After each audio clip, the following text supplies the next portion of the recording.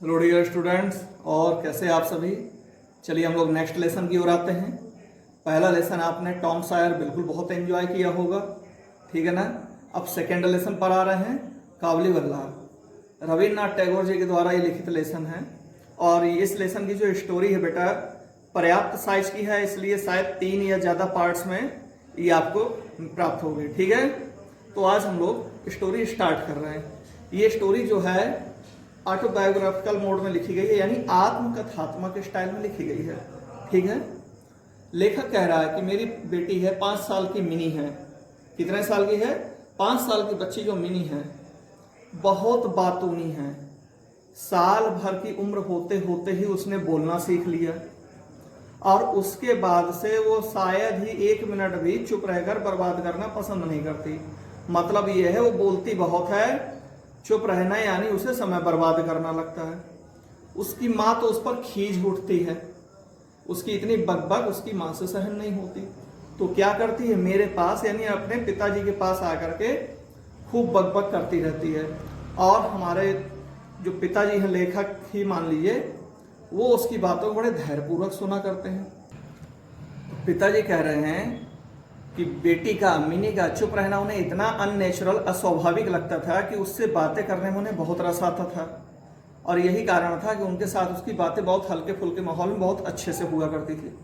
अब एक दिन जब वो अपने काम में बिजी थे, मिनी आई, पिताजी पिताजी वो रामदयाल कौआ ठीक से नहीं बोल पाता है, कौआ बोलता है।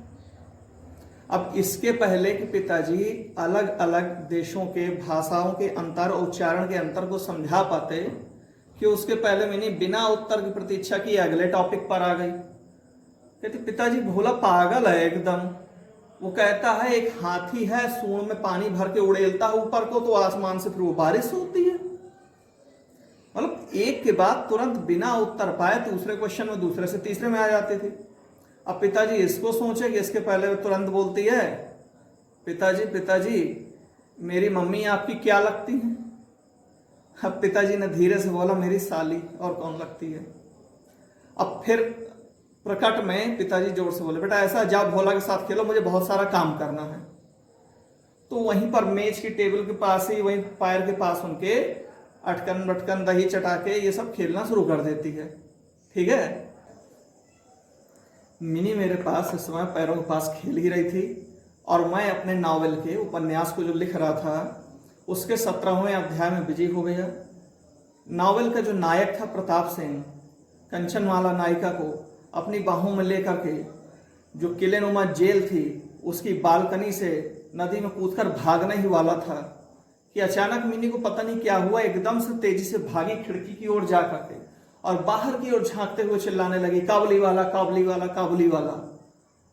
क्योंकि उसी समय ठीक काबुल से आए हुए, जो अफगानिस्तान से आए हुए लंबे चौड़े पठान होते थे, ढीला ढाला कुर्ता, सिर पर एक पगड़ी बांधे हुए, कंधे में झोला, कुछ मेवे के संदूक लिए हुए, ये लोग निकला करते थे, मेवे वगैरह बेचते थे।